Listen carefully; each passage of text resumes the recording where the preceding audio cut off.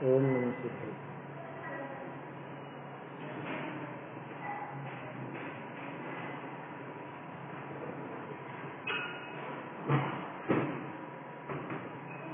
श्री जिन शासन नमो नाना विधि सुख का आत्महित करे मंगलाचार करे मंगलाचार।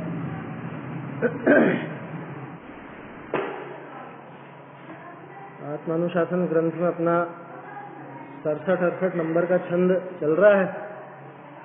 महामुनिराज कैसे होते हैं और कैसे उनकी स्वतंत्र वृत्ति होती है, स्वच्छंद वृत्ति होती है, जिसमें रंच मात्र भी पराधीनता नहीं है, रंच मात्र भी दुख नहीं है, दीनता नहीं है।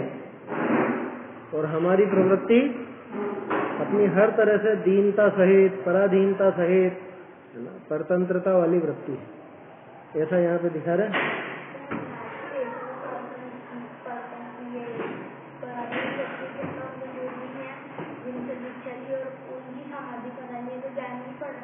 वो कोई पराधीनता नहीं, क्योंकि वहाँ पे तो आखिरकार उनको उनके पसंद का ही काम मिल रहा है। वीतरागता से उनका एक एक कदम वैराग्य की वृद्धि के लिए होता है।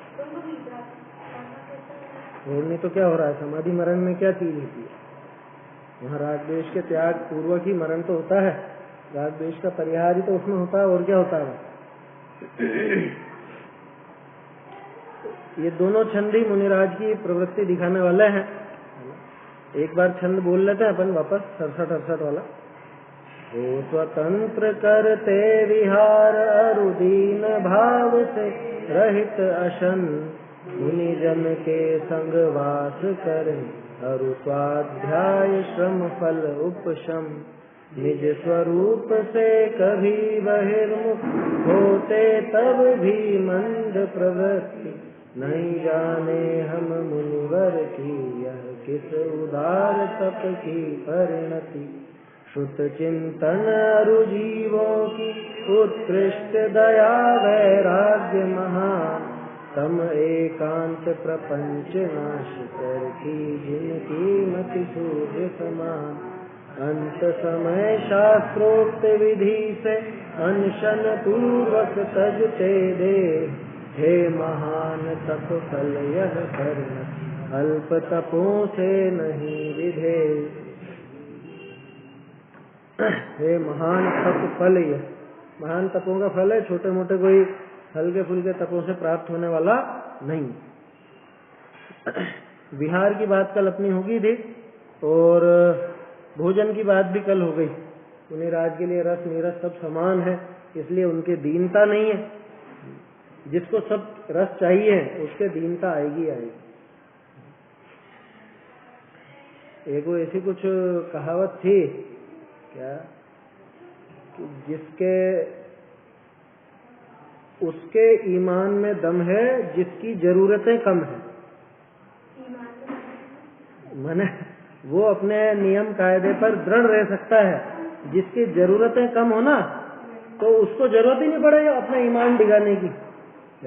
जिसकी जरूरतें बहुत है माने कि जिसको विषय भोग की अभिलाषा बहुत है, जिसको ज्यादा विषय भोग चाहिए, तो वो तो गड़बड़ाएगा, वो तो अपना वहाँ ईमान की बात है उस डायलॉग में। यहाँ यूँ समझ लो कि वो अपने नियम कायदे से नहीं रह पाएगा, है ना। वो दीनता वाली बात आ जाएगी, वो दीन हो जाएगा क्योंकि दूसरों से मांगेगा, दूसरों की तरफ देखेगा, दूसरों के अधीन होगा। ये सारी बातें तभी संभव है कि जब अपने को कुछ विशेष चाहिए, जिसमें रस नीरस इसका विचार चलता हो। भोजन में जिसको बहुत सभी तरह के रस चाहिए हो, तो वो भोजन दीनता पूर्वक ही होता है ना। कई बार कि भोजन में ये तो होना ही चाहिए, मीठा तो होना ही चाहिए। जब तक थाली में मीठा नहीं हो तब तक भोजन ही नहीं शुरू करे। अब नहीं है तो पहले मीठा बनाओ, या बाजार से मंगाएगा या कुछ और करेगा है? नमक खत्म हो गया, अब नमक बिना तो भाएगी नहीं, मुझे तो नमक डालो पहले। तो ये दीनता, ये उसमें पराधीनता। दीनता और पराधीनता साथ साथ ही चलती। और जिसको जरूरत ही नहीं है कि हो तो ठीक, नहीं हो तो ठीक, कोई दिक्कत नहीं, वो तो जैसा है वैसा, कोई दिक्कत नहीं, उसमें अपना आप कर लो। तो जिसकी आवश्यकताएं ज्यादा है उसके दीनता आएगी ही आएगी, ऐसा समझना। चलिए आगे संग की बात है। रस निरस सब समान है, ये वाला हो गया था ना। हाँ, और मुनि को मुनियों के संगम में रहना का समान को उत्कृष्ट नहीं। हाँ ठीक है, रहने के समान और कोई उत्कृष्ट काम नहीं है भाई। मुनिराज मुनियों के संग में ही रहते हैं, इतना उत्कृष्ट संग उनको मिला है, इससे उत्कृष्ट और कौन सा संग होगा पूरी दुनिया में। जैसे कि भाई घर वालों के साथ ही आराम मिलता है या अपने दोस्तों के साथ ही जिंदगी बिताने में अच्छा लगता है, ऐसा कहते हैं ना लोग बात। यह कह रहे हैं सर्वोत्कृष्ट संग ही मुनिराज को प्राप्त है। क्यों? क्योंकि मुनिराज मुनियों के संग में ही रहते हैं, वो श्रावकों का संग ही नहीं करते, श्रावकों से और बच के चलते हैं वो तो। जगत का सर्वश्रेष्ठ संग, अरे जो लोक में उत्तम है वो किसके संग में रह रहे हैं कि वो खुद भी जो दूसरे लोक में उत्तम है उनके साथ रह रहे हैं, अपने से हीन के साथ वो रहते ही नहीं, और अपने से हीन लोगों को अपने साथ रखते भी नहीं। क्या उनके बाधा पड़ती है उससे। तो गोवर्धन आचार्य जैसा भद्रभाव फल के सालों तक पढ़ाया था, तो आपके लिए मतलब अपने से दीनों को रखते भी नहीं, तब तो गृहस्थ थे कौन वो बचपन में साथ में रखा होगा, और ऐसे अपवाद स्वरूप मिलते हैं किससे, और साथ में रखने का अर्थ ऐसा नहीं, वहाँ पे साथ में एलक शुल्लक आदि भी होते हैं, तो उनके मतलब समझ लो उनकी सुपरविजन में या उनके गाइडेंस में उनको रखा जाता है संभालने के लिए, क्योंकि वो साथ में खुद कहाँ पालेंगे, खुद के पास कौन सा भोजन है जो उसको खिलाएंगे। वो शॉर्ट में बता दी जाती है कहानी, वो पूरा किस्सा कुछ अलग रहता है। देखो, हर मुनि को मुनियों के संग में रहने का समान को उत्कृष्ट नहीं। लोकनी के कुसंग है, लोगों के तो कुसंग है कि कहाँ कुसंग, हमारी संगति कोई बुरी थोड़ी ना। अरे घर में रहना यही कुसंग है क्या? यहाँ कोई यूं नहीं कह रहे कि अच्छे दोस्त नहीं बनाए, बुरे दोस्त बनाए, या लौकिक कोई कुसंग चल रहा, वो बात नहीं है। बड़ा कुसंग तो स्त्री की संगति है। बोलो कौन सा घर ऐसा है जहाँ पे स्त्री की संगति नहीं है? गृहस्थ दशा, गृहस्थ नाम ही उसका है, जहाँ स्त्री पुरुष आदि सब रहते हो साथ में, उसको गृहस्थ दशा कहा जाता है। तो सबसे पहला कुसंग तो स्त्री की संगति। जा करी काम क्रोधादि उपजे, अर साधुन की संगति ते काम क्रोधादि विलय जाए। बोलो, स्त्री का तो एक नाम है, बाकी तो सभी परिवारजन ले लेना, परिवारजनों के पास में तो क्या बढ़ेगा? वीतरागता है, कषाय, कुछ न कुछ कषाय ही बढ़ेगी। कि नहीं हमारे कोई कषाय नहीं बढ़ती। अरे राग भी कषाय है, पहले उसको समझें। हाँ, इसकी कषाय मंद होगी। मुनिराज का संग इसीलिए तो किया जाता है, ऐसा भजन है तो सही, यारी कीजिए साधो नाल, जयनाथ राय जी का है ना। वो इसीलिए तो साथ में रह रहे मेरा। बड़ा कुसंग तो स्त्री की संगति है, जा करी काम क्रोधादि उपजे। घर वाले हों, हाँ राग सभी कषाय है, शुभ हो या अशुभ हो, वो सब कषाय है। शुभ राग भी कषाय। कषाय का मतलब कोई गुस्सा या कोई द्वेष रूप ही नहीं होता है। ज्यादातर क्या है, ऐसी आदत रहती है। आदत क्या मतलब, अधिकांश के दिमाग में ऐसा रहता है कि कषाय माने कोई बुरा भाव। कषाय का अर्थ अकेला कोई बुरा भाव नहीं होता। देव शास्त्र गुरु के प्रति जो शुभ राग है वो भी कषाय ही है। इतनी बात है कि वो शुभ कषाय है।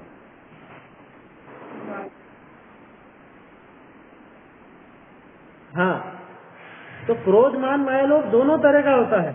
जैसे ये अभी अपने कौन सी कषाय का उदय है? अभी लोभ कषाय का मुख्य रूप से उदय है। स्वाध्याय जो अपन करते हैं, सुनते हैं, इसमें रति, लोभ, ये मुख्य ज्यादा। हास्य तो इतना नहीं, हास्य की तो कोई बात ऐसी आती नहीं। वो तो कोई ऐसा उदाहरण लेने में आ जाए तो कदाचित हास्य का उदय आ जाता है।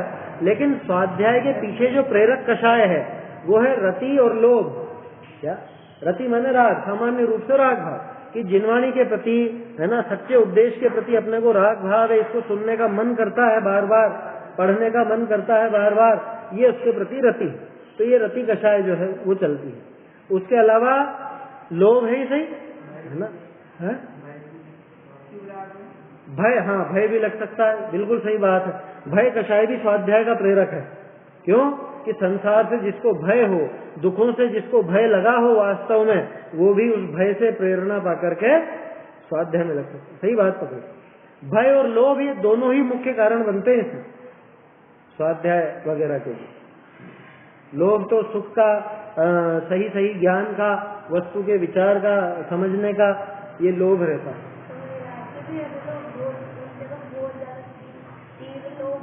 क्यों हुआ? उसको लोभ नहीं कहते। आत्मा को छोड़कर, स्वयं अपने स्वरूप को छोड़कर जो अन्य किसी वस्तु के विषय में हो, वो कषाय कहलाती है। अब वो चाहे लोभ हो चाहे कुछ भी, ऐसा अपने आत्म स्वरूप को छोड़ के अन्य किसी के प्रति जो भी भाव होगा वो कषाय हो। स्वभाव के विपरीत भाव को विभाव कहते हैं, उसी का नाम कषाय है ना। अब वो चाहे द्वेष रूप हो, चाहे राग रूप हो, चाहे वो राग शुभ रूप हो, चाहे अशुभ रूप हो, वो सब कषाय के भेद हैं। तो कषाय कहते ही अपने दिमाग में क्लियर हो जाना चाहिए हर प्रकार का विभाव, कुल मिला के जहाँ आत्मलीनता नहीं है वहाँ कषाय है, ऐसा उसमें समझना चाहिए। तो यहाँ तो बात चल रही थी वो संग उनके लिए इतना श्रेष्ठ क्यों, कि उनको वीतरागता चाहिए और वो वीतरागी मार्ग पर आगे बढ़ रहे हैं, और संग भी उनको ऐसा मिल गया कि जिसमें वीतरागता ही बढ़ रही है, इसलिए उनका संग सर्वश्रेष्ठ संग। बाकी सब कुसंग है, घर वालों का साथ कुसंग है? लोग बात कहते हैं ना कि आजकल बाहर भेजने का जमाना नहीं रहा बच्चों को, क्या घर में रखो, घर से बढ़िया संग नहीं मिल सकता, घर में ही वो सदाचारी रह सकते हैं, घर में अच्छे संस्कार दे सकते हैं, माँ बाप के पास रह सकते। यहाँ कह रहे हैं कि माँ बाप के पास भी रहे तो कुसंग। क्यों कि यहाँ राग ही तो बढ़ेगा और क्या होगा, आया समझ? ऐसे होता है ना, वो तो अरे बाहर नहीं भेजना बच्चों को, क्यों नहीं भेजना, बाहर बिगड़ जाते हैं और ऐसा ऐसा। धार्मिक संस्थाओं की बात अलग है ना, वहाँ तो सुधार के लिए ही भेजा जाता है, धर्म मार्ग में लगने के लिए ही भेजा जाता है। वो फिर भी ठीक संग है, वो साधर्मियों का संग है। घर वालों से तो अच्छा संग है, जहाँ साधर्मियों का संग हो वो तो घर वालों से अच्छा है, क्योंकि घर वालों से जो राग बढ़ेगा वो लौकिक राग है, वो स्पष्ट रूप से उसकी परंपरा में दुख ही आना है। और साधर्मी से जो अगर राग भी बढ़ेगा तो वो धर्म मार्ग का राग बढ़ेगा, क्या है समझ? उसके क्रम में राग की बढ़ोतरी नहीं है, उसके क्रम में आगे जाके तो वीतरागता की वृद्धि है नहीं, क्योंकि वहां पे लौकिक राग द्वेष छोड़ करके पारमार्थिक जो अपना वीतराग भाव है उसकी तरफ बढ़ता है। क्यों बोलेगा धर्म के लिए झूठ, क्यों बोलेगा?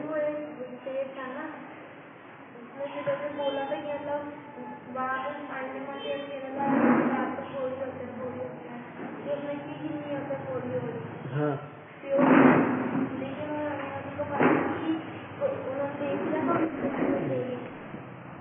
इसमें वो बात कहाँ लगी है अभी?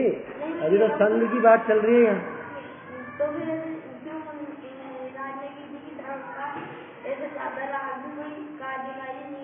हाँ ये उसमें मुख्य बात थी कहानी में, क्या कि देखो कि हमारे धर्म के हीनता न हो, ऐसा उसको तीव्र राग था। उस तीव्र राग के चक्कर में वो बहुत आकुल व्याकुल हुआ कि कहीं मैं ये अगले दिन इन सबको लेके जाऊं और मुनिराज के वो कोढ़ निकल जाए तो फिर तो अपनी हीनता हो जाएगी, ऐसा होगा वैसा होगा, और रात भर उसको वो विकल्प चलते रहे। तो आखिरकार राग दुख का ही कारण सिद्ध हुआ ना।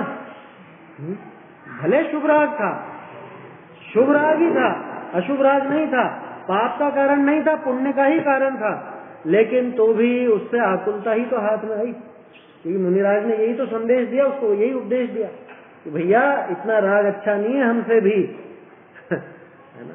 हालांकि अपनी भूमिका में वो राग होता है, अपनी भूमिका में वो राग होता है, वो कोई अब अपराध तो क्या कहें उसको, अपराध तो इस रूप में है कि आत्मलीनता नहीं है तो सारा अपराध है, और बाकी उसको ऐसा अपराध नहीं गिनते, पाप रूप नहीं है वो शुभ भाव रूप है, उतना क्षम्य है और अपनी भूमिका में होता है, होना ही चाहिए।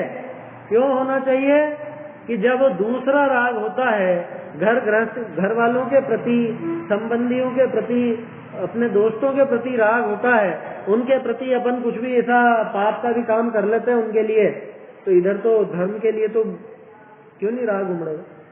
धर्म के ऊपर बाधा आएगी और उसको राग नहीं उमड़ेगा।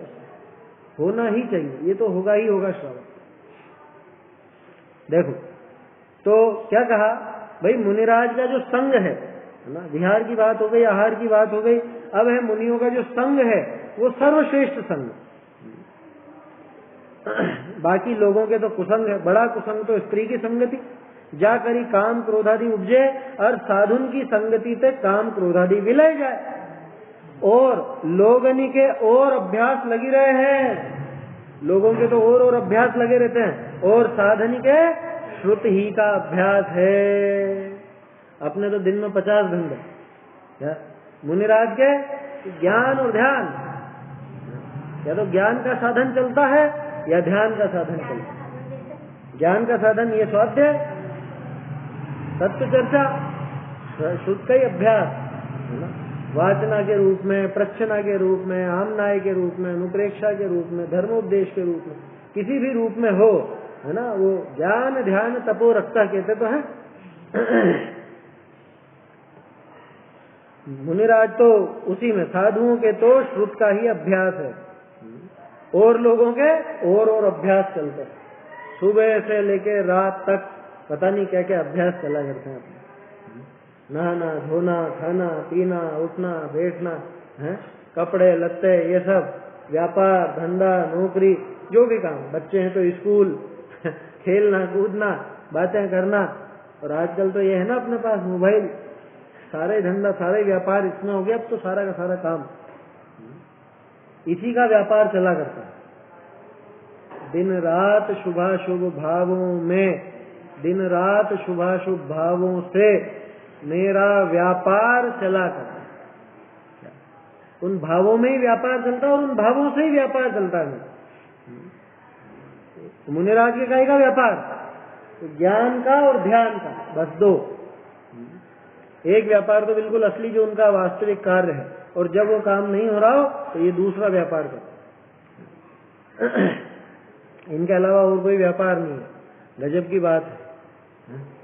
और अब तो क्या कहें, ऐसी विपरीतता भी आ गई कि मुख्य व्यापार को छोड़ के दूसरों को भी इस व्यापार से छोड़ा दिया जाता, न खुद स्वाध्याय करना, न दूसरों को स्वाध्याय का उपदेश देना। नियम दिला दे रहे, ये स्वाध्याय हाथ नहीं लगाओगे शास्त्रों। गजब है, कैसी विपरीतता है कि जिनको ज्ञान ध्यान तपो रखता कहा गया था, और जिनके पास से ज्ञान और ध्यान की ही प्रेरणा मिला करती थी, माने जिनका ऐसा स्वरूप है कि उनके पास से ज्ञान ध्यान की प्रेरणा मिले, और उनका काम हो गया कि और जगत के सारे धंधों में लगवा देते हैं, तरह तरह के आयोजनों में लगवा देते हैं, तोड़ फोड़ में लगवा देते हैं, ज्ञान ध्यान के साधनों को फिकवा देते हैं। ये हटा दो, जहाँ जहाँ ये नाम लिखा है ये किताबें हटा दो, फेंक दो, यहाँ से उधर कर दो, चेतावनी दे दो उनको कि ले जाओ तुम्हारी किताबें। कैसी विपरीतता है, क्या कहें। ये हुंडा और सर्पिणी का जोर है, ये आया समझ में, यही कहा जा सकता है, और तो क्या कहें। भगवान की हाँ, अरे उस शास्त्र में कोरा प्रकाशक का नाम अगर ऐसा हो, सिर्फ प्रकाशक का नाम, तो बाकी पूरा ग्रंथ आप तो उन्हीं के ही छाप दो।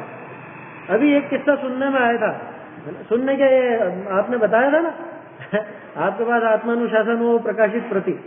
अब वो प्रकाशित प्रति में हिंदी जो पद्यानुवाद है, वो पद्यानुवाद उनका था विद्यासागर जी का, क्या, लेकिन लोगों ने ये नहीं देखा। लोगों ने क्या देखा, टोडरमल जी की टीका। टोडरमल जी की टीका ये हटवा दो यहाँ। अरे भैया, वहां तुम्हारे विद्यासागर जी का नाम लिखा हुआ है, वो नजर नहीं आ रहा है, उनका पद्यानुवाद है वो नजर नहीं आ रहा है, टोडरमल जी की टीका देख के हटवा दे। मतलब क्या कहे इसको, व्यक्ति विशेष से विद्वेष, व्यक्ति विशेष। अभी वो नियम साहब जी की प्रस्तावना वगैरह देख रहे थे ना, उसमें एक चीज और आई थी सामने। उन्होंने वो बार बार तीर्थंकर पद की जो बात की, भव भय हर भव भय हर तीर्थयर, तीर्थंकर भव भय हरने वाले होते हैं। और टोडर शब्द का अर्थ बताया था पहले मैंने, टोडर मल जी का भय का नाश करने वाला होता है टोडर का, है समझ में। तो टोडर मल का अर्थ तो एक तरह से तीर्थंकर जैसी बात निकल जाती है क्या, जो समस्त भयों को हर ले वे उसको कहते हैं टोडर। और ऐसा मल्ल, ऐसा वीर योद्धा जो भय रहित कर दे वे, संसार के भय से रहित कर दे, उसका नाम है टोडर मल्ल। समझ में आई बात उसे टोडर मल कहा जाता है। और यथा नाम तथा गुण से टोडर मल। तीर्थंकर कह सकते हैं, तीर्थंकर का एक अर्थ निकलता है टोडर मल शब्द ऐसे निकलता है।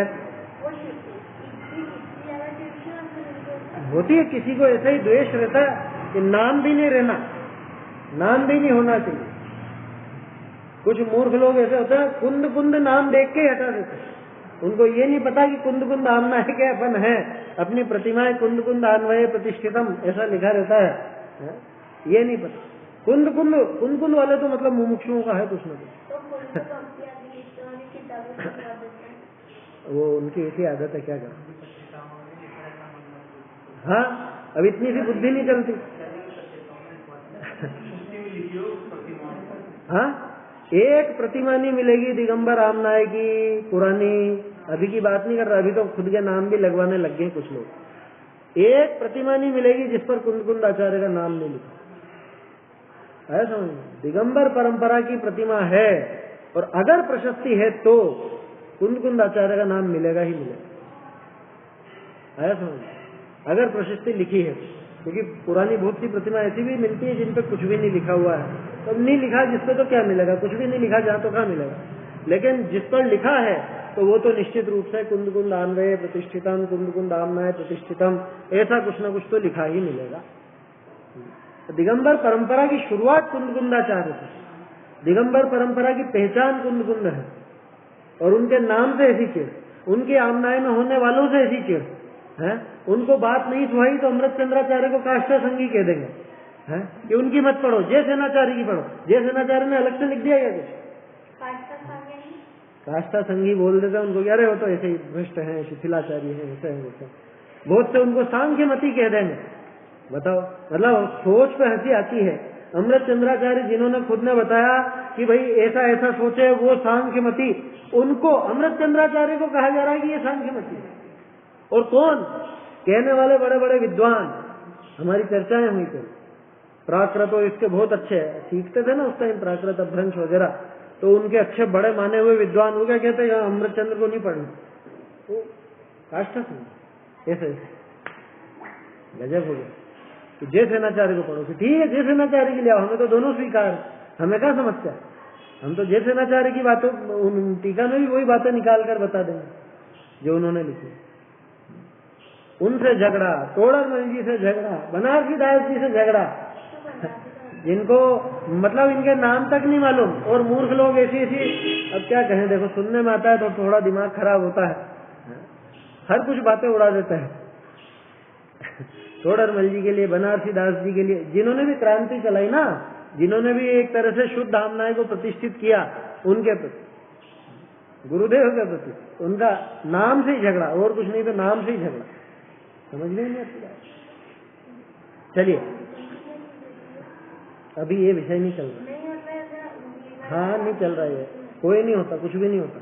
दिगंबर जैन आमनाय होती है आया समझ में, 13 पंथी होते हैं, ये भी अब कहें तो वास्तव में तो ये सिर्फ एक जैन धर्म है, वस्तु व्यवस्था दिखाने वाला। उसके बाद और आगे चलो तो दिगंबर शब्द जोड़ लो, क्योंकि 2 प्रमुख भेद हो गए। तो दिगंबर जैन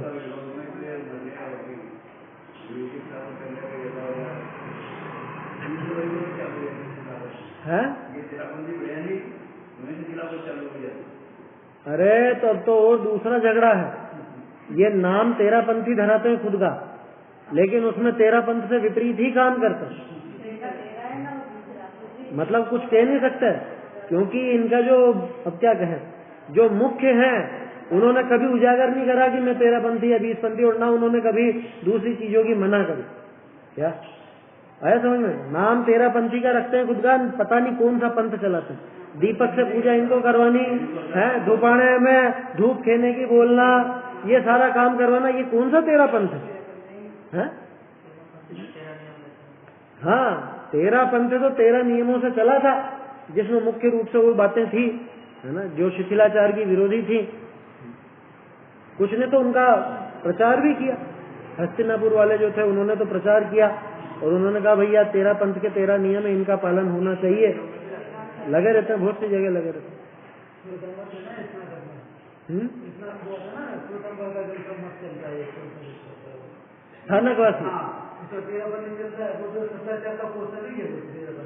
स्थानकवासी 13 पंथी नहीं होता, उनमें 13 पंथी मंदिर मार्ग वाले, मतलब वो होते हैं दूसरे। हाँ, वहाँ तो 13 पंथ विपरीत है, वहाँ में मतलब ज्यादा शिथिल है 13 पंथ, और अपने यहाँ पे तो 13 पंथ शुद्ध धामनाय का पोषण आया समझ। खैर, अब ये तो ऐसी विपरीतताएं चलती रहती है। जैसे हरि अनंत, हरि कथा अनंता है ना, ऐसे एक कलयुग में शिथिलता अनंत और शिथिलता की कथा अनंत है।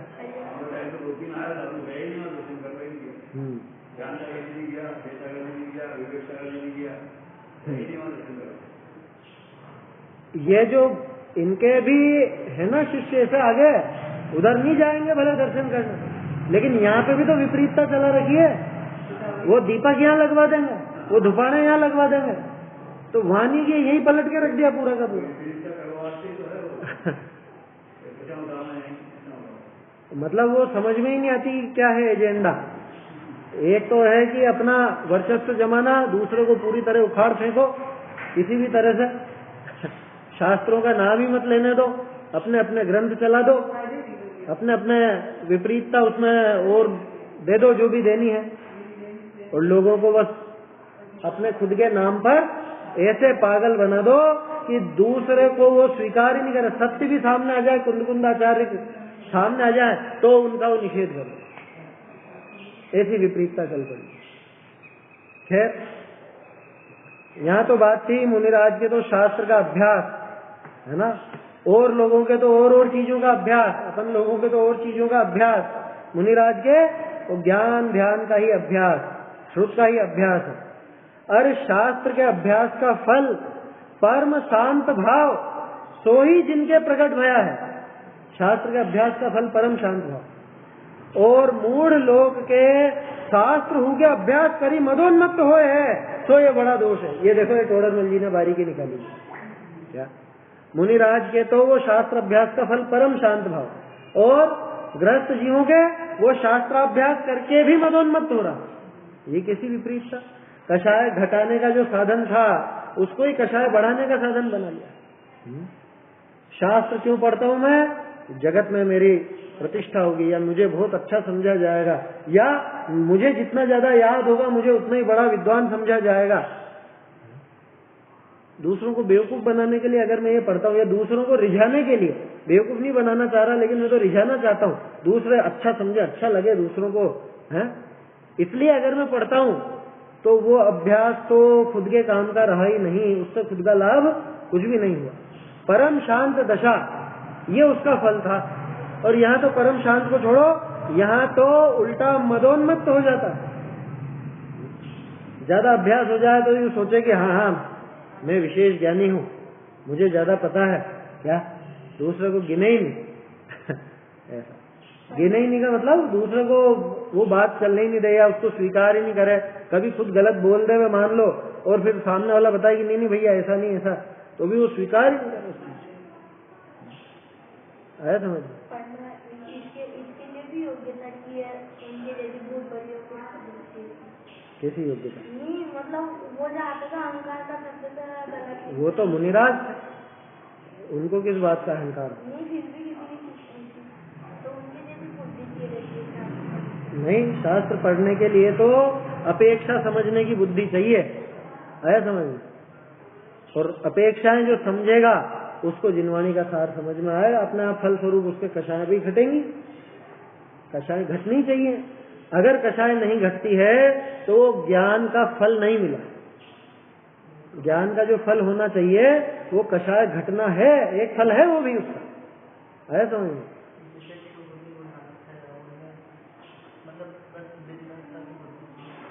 हाँ, तो शास्त्र कहाँ पढ़ पाते थे? सार उन्होंने ले लिया था, सार ग्रहण कर लिया था। शिवभूति मुनिराज ने जो सार था वो ग्रहण कर लिया, समस्त शास्त्रों का सार। क्या? जीव जुदा उद्गल जुदा, सब ग्रंथन को सार है ना, इष्टोपदेश में है आखिरी संदेश है। तो सारे ग्रंथों का जो सार था उन्होंने तो उसको ग्रहण किया, और उन्होंने कोई वो नहीं समझी थी, कोई मतलब शास्त्र की पंक्ति नहीं सुनी। उनने तो क्या सुना था? तुष्माश भिन्नम, तुष्माश भिन्नम, छिलका और उड़द भिन्न।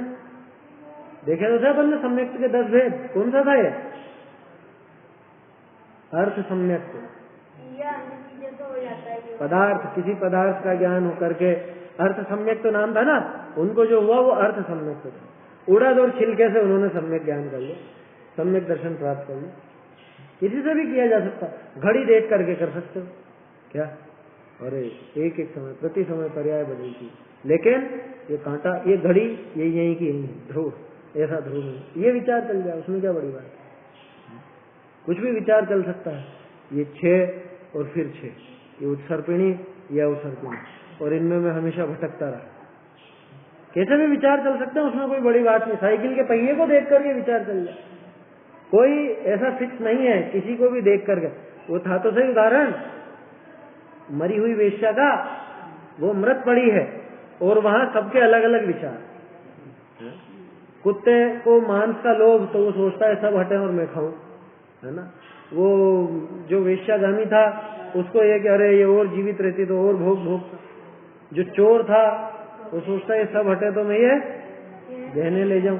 और वहीं से मुनिराज देखे, मुनिराज भी निकले उधर से, उन्होंने देखा तो अरे सारा जीवन ऐसे ही निकल गया, धर्म मार्ग में लगती है तो कुछ खुद का कल्याण करता, पूरा जीवन विषय कषाय में इनमें बिता दिया, नष्ट हो।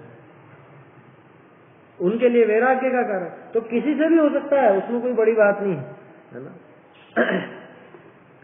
वो तो कुल मिला के ये जो लब्धियां है ना, ये लब्धियां इसी तरह से काम करती हैं। सबसे पहले न्यूनतम योग्यता सम्यक दर्शन के लिए अगर कुछ है तो वो क्या है? क्षयोक्षम। सबसे पहले एक क्षयोक्षम लब्धि, माने संगी पंचेंद्री पना होना चाहिए, ये न्यूनतम योग्यता, न्यूनतम। इससे और आगे बढ़े तो विशुद्धि, कषायों की मंदता, भावों की वो निर्मलता, वो अत्यंत जरूरी, अत्यंत अनिवार्य है। बनारसी दास जी ने जो वो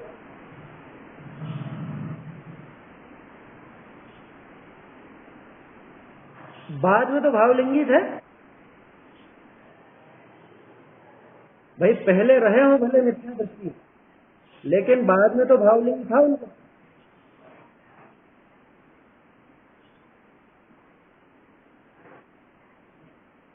हाँ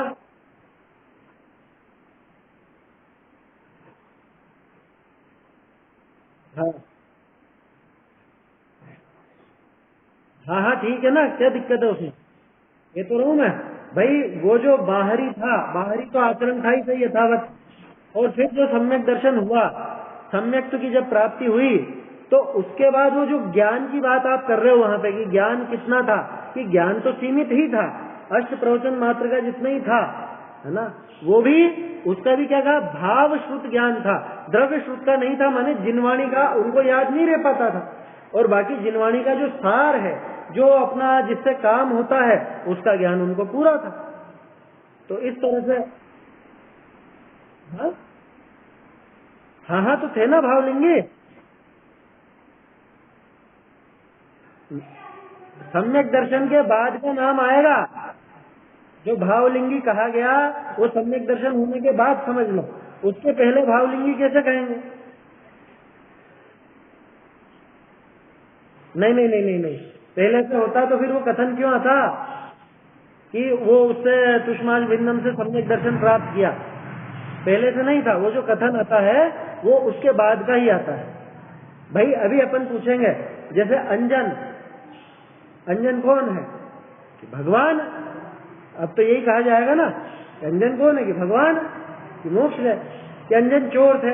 अरे चोर वोर तो हो गए, सारी पुरानी बात हो गई है, समझ। तो बाद की कंडीशन पर ही वो बात की जाती है। ऐसे ही उनको जो भावलिंगी कहा, तो भावलिंगी पूर्वक ही उनका आखिरी काम जो भी हुआ, समाधि मरण हुआ या मोक्ष गए, क्या कथन आता उनका? मोक्ष का आता है क्या? शिवभूति मुनिराज का। बस तो मोक्ष गए तो निश्चित रूप से भावलिंगी, उसमें तो सोचने की बात ही नहीं। पहले नहीं हो कोई दिक्कत नहीं है, बाद में जो हुआ उसके बारे में ये कथन आएगा कि वो भावलिंगी है।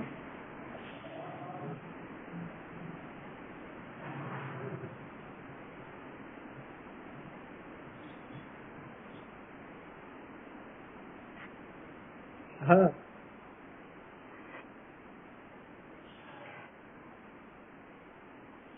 हाँ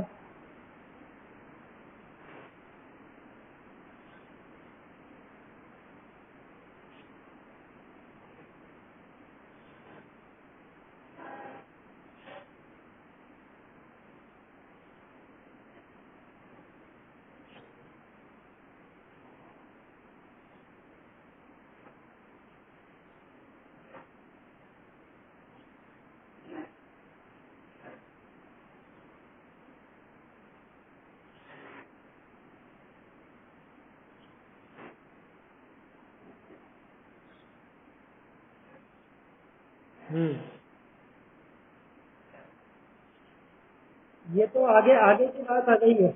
ये तो आगे की बात आ गई। पहले तो किनके बारे में लिखा है? किनके बारे में लिखा? शिवभूति मुनिराज के बारे में लिखा ना। हाँ, तो इसमें कहाँ आ रही है कोई विपरीत बात?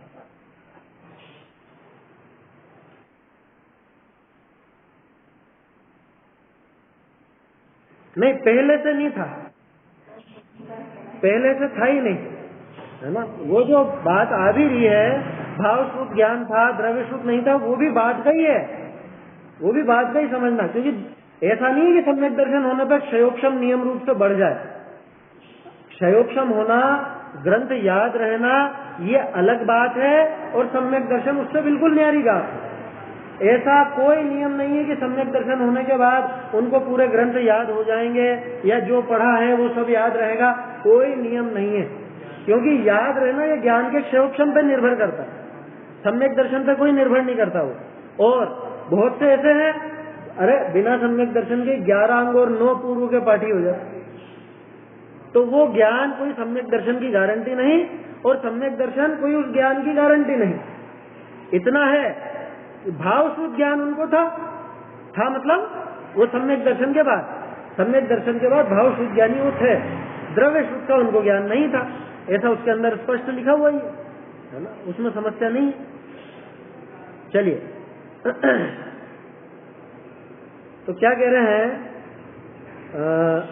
मूढ़ लोग शास्त्र हु के अभ्यास करी मदोन्मत्त होए है, तो ये बड़ा दोष है। मूर्ख व्यक्ति अपने जैसे शास्त्रों को पढ़ के भी मदोन्मत्त, ये ज्ञान का मद जिसको चढ़ता, पढ़ लिया और खुद को बहुत अपन ज्ञानी समझने लग जाए, या कुछ ऐसा समझने लग जाए हम बहुत विशेष ज्ञानी हैं, या हम इतने वर्षों से स्वाध्याय कर रहे हैं, या जीवन इतना बीत गया, 50 साल से हम स्वाध्यायी हैं, या 20 साल से 30 साल से जो भी, तो एक घमंड सा उसको चढ़ जाए। मुनिराज के ऐसा नहीं हो। मुनिराज के उस शास्त्र का बिल्कुल सही फल जो है वो वीतरागता की वृद्धि वही होती है, और उसी के लिए वो अभ्यास करते हैं। अपने को भी उसी भावना से करना चाहिए।